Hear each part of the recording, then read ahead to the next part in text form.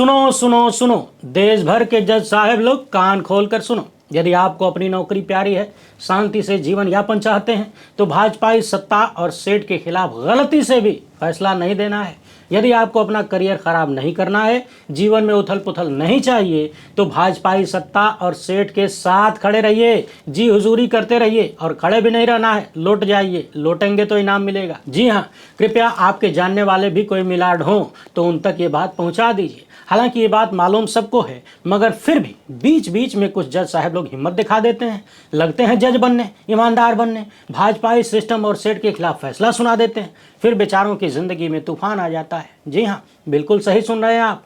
अमृत काल में देश के जज बेचारे बना दिए गए और उन्हें बेचारा बनाने में खुद न्यायपालिका का ही हाथ है। कहा जाता है ना कि लोग दुनिया से लड़ लेते हैं लेकिन अपनों से हार जाते हैं, वही हाल भारत की न्यायपालिका का भी है। सत्ता में बैठे लोग जो कर रहे हैं वो तो है ही, न्यायपालिका उसमें भरपूर साथ दे रही है, अपनों को ही टॉर्चर करने में।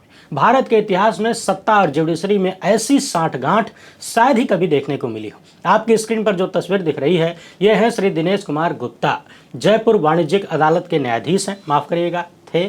लेकिन जैसे ही इन्होंने सेठ अडानी की कंपनी का कथित 2 नंबरी खेल पकड़ा, जज साहब को अमृत काल का स्वाद दे दिया गया। ये स्वाद कैसे आया है, पूरा केस क्या था, एकदम आसान भाषा में समझेंगे। आप लोग भी एकदम टकटकी लगा कर देखिए, क्योंकि अमृत काल में जजों की हैसियत थानेदार की हो गई, बल्कि उससे भी कम हो गई। इसके अलावा केरल से एक बेहद महत्वपूर्ण खबर आई है जो बता रही है कि हर हर मोदी घर घर मोदी करने के बाद अब घर घर आरएसएस को घुसाने का प्रयास भी चालू हो गया है। अच्छा, यदि आपसे कोई कहे कि अगर आपके घर में शादी का कार्यक्रम हो रहा है, कोई जन्मदिन का कार्यक्रम हो रहा है, तो उसमें आरएसएस वाला गीत गाना जरूरी है और नहीं गाएंगे तो सजा मिलेगी, तब आप क्या कहेंगे? लग रहा होगा ना कि ऐसा कैसे हो सकता है। तो पूरी कहानी देखिए और भविष्य में इन चीज़ों के लिए तैयार रहिए, कुछ वो हो सकता है, फलाने हैं तो मुमकिन है। उधर यूपी पुलिस ने अपने भगवाकरण का नया नमूना पेश किया है और अब उसे लेकर यूपी पुलिस के अधिकारी आपस में तू मैं करने में लगे हुए हैं। जी हाँ, एक बाबा को गार्ड ऑफ ऑनर दिया गया और विवाद शुरू हो गया। आगे बढ़ने से पहले आप सभी से एक छोटी सी अपील है, पहली बार है तो चैनल को सब्सक्राइब करके घंटी बजा दीजिए टन से। हर एक वीडियो को लाइक और शेयर करना आपकी जिम्मेदारी है। इसके अलावा आपको पता है कि हम किसी धन्ना सेठ या राजनीतिक दल के दम पर नहीं चलते, तभी खुलकर उन मुद्दों पर बात हो पाती है जिन्हें छुपाने के लिए गोदी मीडिया को पैदा किया गया है। हमारा काम पसंद आता हो तो इसके QR कोड या फिर मोबाइल नंबर का प्रयोग करते हुए जो भी हो सके आर्थिक सहयोग भेजने का प्रयास जरूर करें। बहुत बहुत धन्यवाद। वैसे आपको याद दिला दें, बांग्लादेश में एक बार फिर से हिंसा भड़की है और चुन चुन के सत्ता के चाटुकार चैनलों, मीडिया संस्थानों की बिल्डिंगों में आग लगाई गई। अब सबसे पहले भारतीय न्यायपालिका की बर्बादी का नज़ारा देखिए। अक्सर लोग आश्चर्य जताते हैं कि अमेरिका की अदालत बार बार नोटिस भेजती है और भारत सरकार वो नोटिस अडानी सेठ और उनके परिवार के पास नहीं पहुंचाती है। सवाल ये भी होता है कि सेबी से लेकर सुप्रीम कोर्ट तक ने सेठ के मामले में बहुत अजीब रवैया अपनाया। यदि आप इन चीज़ों को देखकर चौंकते हैं तो आज के बाद नहीं चौंकेंगे, क्योंकि जब सेठ की कंपनी के खिलाफ फैसला देने वाले जज को उसी दिन ट्रांसफर किया जा सकता है तो फिर बचा क्या रह जाता है। अब तो यही बचा है कि जज लोया वाला कांड हो जाए। पिछले दिनों इस वीडियो में हमने पूरे मामले पर विस्तार से बात किया था। पहले हल्का हल्का जान लीजिए कि क्या हुआ था, फिर जान लेंगे कि कैसे एक जज को सजा दी जा रही है कथित रूप से। दरअसल साल 2007 में कोयला मंत्रालय ने छत्तीसगढ़ के हसदेव अरण्य में स्थित एक कोयला ब्लॉक को राजस्थान राज्य विद्युत उत्पादन निगम लिमिटेड को आवंटित किया था, जो कि राजस्थान की सरकारी कंपनी है। लेकिन कंपनी ने अडानी ग्रुप के साथ काम करने का फैसला किया। क्यों किया होगा आप जानते हैं। और इसमें अडानी ग्रुप को 74% की हिस्सेदारी दी गई और खनन कार्यों को उससे आउटसोर्स कर दिया गया। अब इनके बीच जो अनुबंध हुआ था वो ये था कि छत्तीसगढ़ से निकाले गए कोयले को रेलवे द्वारा राजस्थान ले जाना था और इसके लिए अडानी के नेतृत्व वाले संयुक्त उद्यम को कोयले की खदान और मुख्य रेलवे कॉरिडोर से जोड़ने के लिए रेलवे साइडिंग ट्रैक का निर्माण करना था, यानी खदान से लेकर रेलवे स्टेशन तक पहुंचाना था।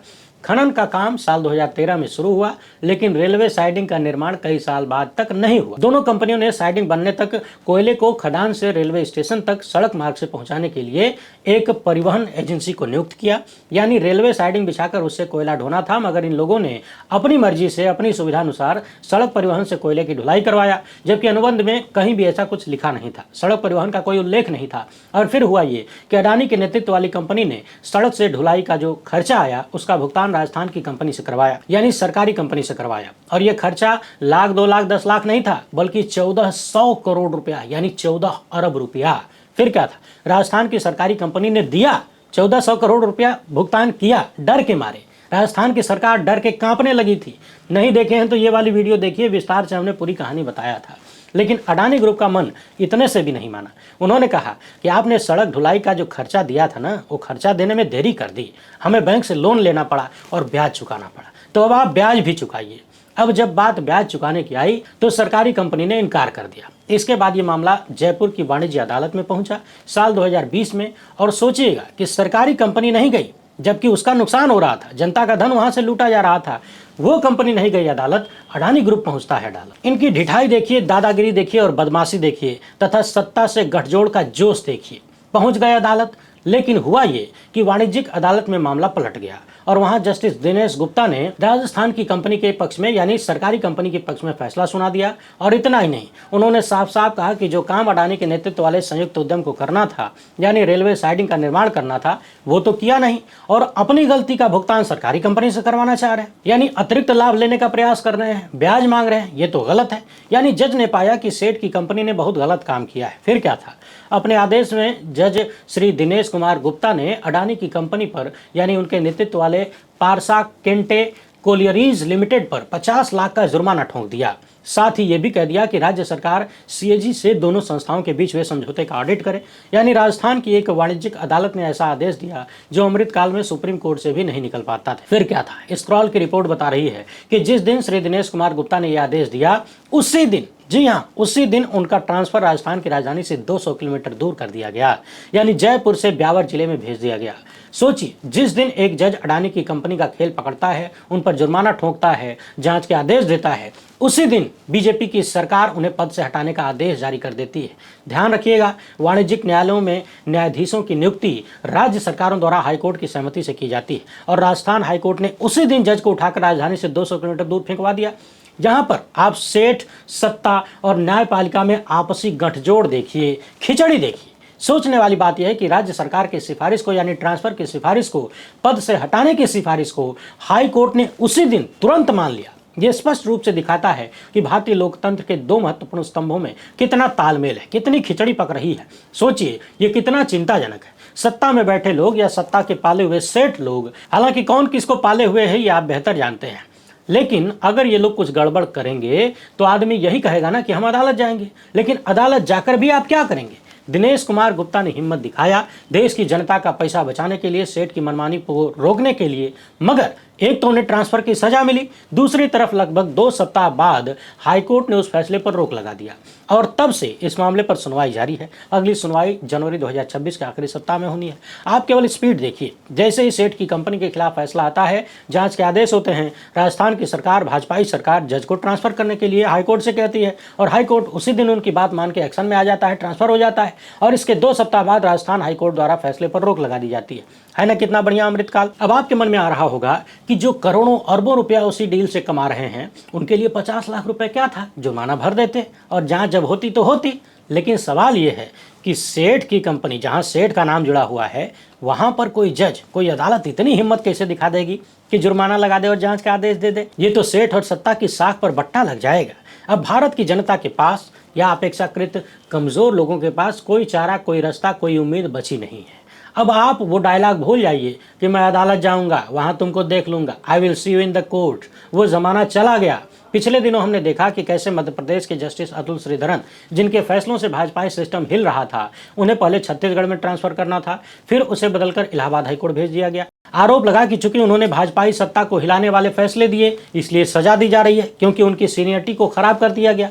और अभी कल ही इस वीडियो में हमने बताया था कि कैसे मद्रास हाईकोर्ट की एक महिला जज, जिन्होंने ईडी की कार्यवाही को अवैध बताया था, उन्हें केरल हाईकोर्ट भेजा जा रहा है। उन्होंने इस ट्रांसफर के आदेश को मानने से इनकार कर दिया तो राष्ट्रपति लेटर लिखने लगी कि आप जाके तुरंत ज्वाइन करिए 20 तारीख तक। यहाँ भी मामला वही है, सीनियरिटी खराब करने का और कॉलेजियम से बाहर रखने का। मद्रास में वो 3रे नंबर पर थी और केरल में 9वें नंबर पर हो जाएंगी। यानी जजों का ट्रांसफर डीएमएसपी की तरह होने लगा है और ट्रांसफर को एक सजा के रूप में इस्तेमाल किया जा रहा है। मगर सवाल ये है कि जब देश में खुलेआम इस तरह से जजों के खिलाफ अन्याय होगा तो फिर बचेगा कौन?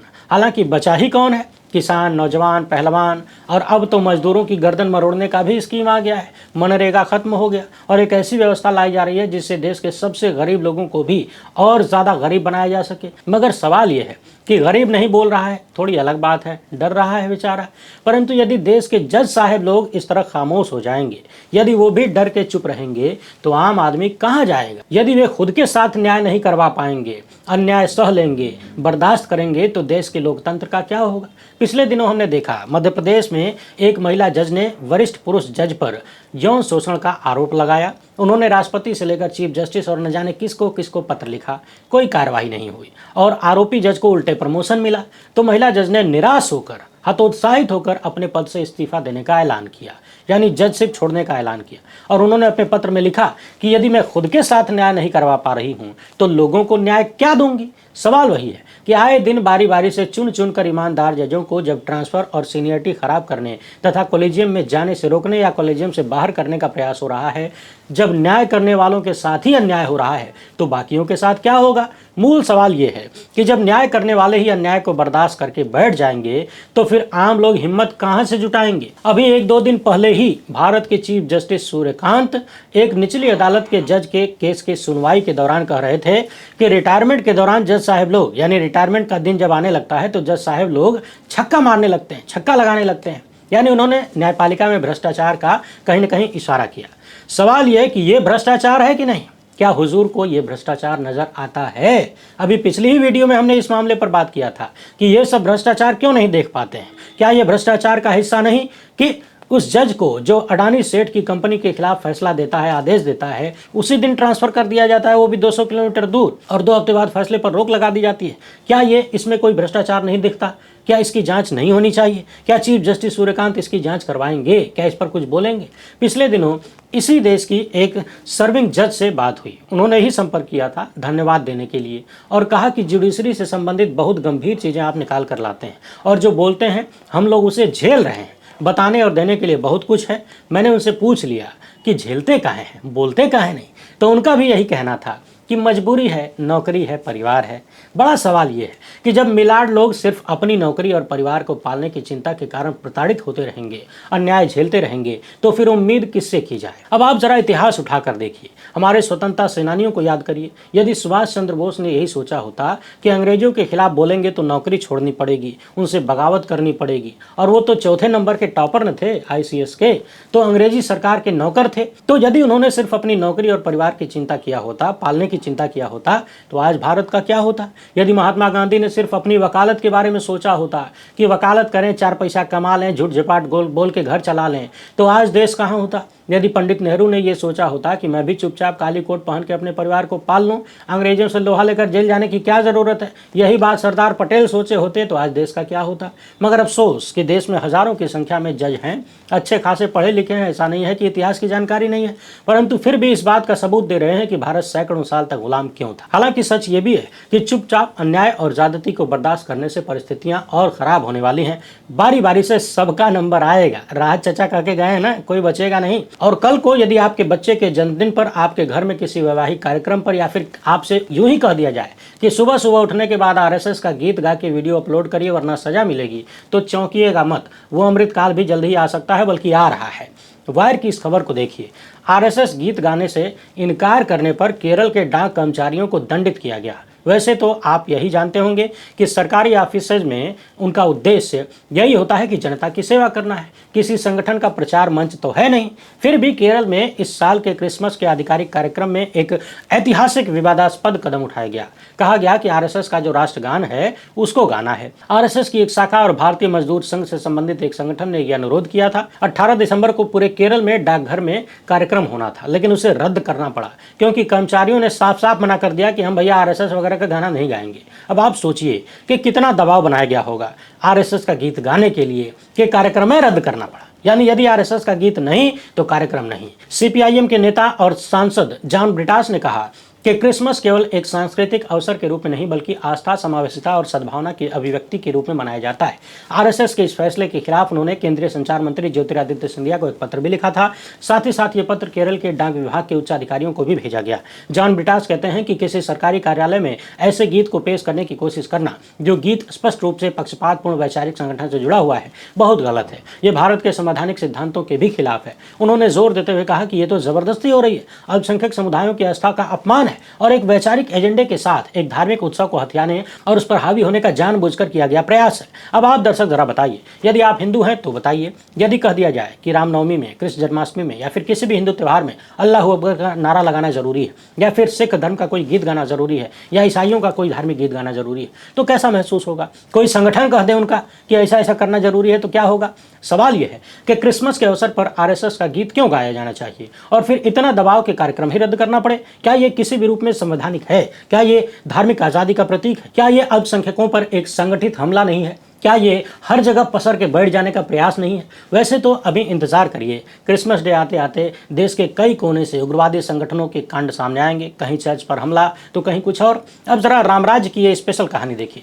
18 दिसंबर को दोपहर 12:30 बजे नगीना से सांसद चंद्रशेखर आजाद ने एक ट्वीट किया और एक वीडियो जारी करते हुए उन्होंने कहा कि यूपी पुलिस ने एक कथावाचक को गार्ड ऑफ ऑनर दिया है। इसे लेकर आजाद ने खूब सारी आलोचना की और कहा कि यह न केवल प्रशासनिक चूक है बल्कि संविधान पर खुला हमला है। उन्होंने साफ साफ लिखा कि उत्तर प्रदेश में आस्था को संविधान से और कथावाचकों को संवैधानिक पदों से ऊपर बिठाया जा रहा है। आजाद ने कहा कि सलामी और परेड राज्य की संप्रभु शक्ति का प्रतीक होती है, जो शहीदों और संवैधानिक पद धारकों के लिए आरक्षित है, न कि किसी बाबा या धर्मगुरु का रुतबा बढ़ाने के लिए। आजाद ने लिखा कि भारत कोई मठ नहीं बल्कि एक संवैधानिक गणराज्य है और राज्य किसी धर्म विशेष की जागीर नहीं है। एक कथावाचक पुंडरीक गोस्वामी को यूपी पुलिस द्वारा परेड और सलामी दी जा रही है। मुख्यमंत्री योगी आदित्यनाथ के तथाकथित रामराज में अब हालत यह है कि आस्था को संविधान से ऊपर और धर्म को कानून से ऊपर और कथावाचकों को संवैधानिक पदों से ऊपर बिठाया जा रहा है। यह घटना बता रही है कि यूपी का शासन अब संविधान के प्रति जवाबदेह नहीं बल्कि धार्मिक सत्ता के आगे नतमस्तक है। यह खतरनाक परंपरा की ओर इशारा करता है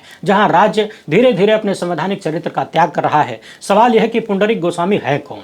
कौन सा संवैधानिक पद धारण करते हैं? किस कानून या प्रोटोकॉल के तहत उन्हें गार्ड ऑफ ऑनर दिया गया है? क्या अब उत्तर प्रदेश में धार्मिक पहचान ही नया सरकारी प्रोटोकॉल है? यूपी के मुख्यमंत्री को याद दिलाना जरूरी है, इस संविधान की प्रस्तावना भारत को धर्मनिरपेक्ष राष्ट्र घोषित करती है, किसी एक धर्म का सेवक नहीं। आर्टिकल 15 कहता है कि धर्म के आधार पर विशेषाधिकार देना असंवैधानिक है। अनुच्छेद 25 से लेकर 28 तक में कहा गया है कि राज्य धर्म से दूरी बनाकर रखेगा, चरण वंदना नहीं करेगा। मतलब साफ है, संविधान सर्वोच्च है, कोई धर्म नहीं, और राज्य का कोई धर्म नहीं होता। अब इस मामले पर जैसे ही विवाद शुरू हुआ, अलग अलग कहानी सामने आने लगी। पहले बहराइच पुलिस ने सफाई दी और कहा कि अब तक 28 पुलिसकर्मी रिजाइन दे चुके हैं, ट्रेनिंग की कड़ी मेहनत से वो टेंशन में ना आ जाएं, इसीलिए योग और मोटिवेशनल स्पीच प्रोग्राम कराया जाता है। उसी क्रम में पुंडरीक गोस्वामी को बुलाया गया था। मगर सवाल तो ये था कि देश में बहुत जगहों पर ट्रेनिंग हो रही है, लगातार होती रहती है कहीं ना कहीं, तो क्या हर जगह ऐसे ही बाबाओं को बुलाकर गार्ड ऑफ ऑनर दिया जा रहा है? और जो वीडियो सामने आया है उसमें तो पुलिस के अधिकारी और कर्मचारी ही मेहनत करते हुए दिख रहे हैं, सैल्यूट कर रहे हैं, सलामी दाग रहे हैं, परेड निकाल रहे हैं और कथावाचक को सम्मानित किया जा रहा है। तो सवाल यह कि कौन किसका टेंशन दूर कर रहा है, कौन थका हुआ है, पुलिस वाले या बाबा? वैसे कहानी बस इतनी ही नहीं। और सुनिए, बहराइच पुलिस के बाद यूपी पुलिस का ये ट्वीट आया और बताया गया कि जनपद बहराइच में जो कार्यक्रम पुलिस परेड ग्राउंड में किया गया वो अनधिकृत प्रयोग है मैदान का। यानी उत्तर प्रदेश पुलिस ने साफ साफ कहा है कि पुलिस परेड ग्राउंड का उपयोग केवल ट्रेनिंग के लिए, अनुशासन और आधिकारिक समारोह के लिए किया जाना है और ये जो हुआ है ठीक नहीं हुआ है। और अब डीजीपी ने स्पष्टीकरण मांग लिया है। यानी सोचिए, यूपी में पुलिस अधिकारियों को यह लग रहा है कि हम बहुसंख्यक समाज के किसी बाबा के लिए कुछ करेंगे तो कोई विवाद नहीं होगा बल्कि सत्ता का समर्थन मिलेगा, तभी तो अनधिकृत काम किया जा रहा है, वरना अधिकारी डरते हैं ऐसा करने में। लेकिन आप लोग टेंशन मत लीजिए, अरे ऐसे ही रास्तों पर चलकर तो रामराज आएगा जी।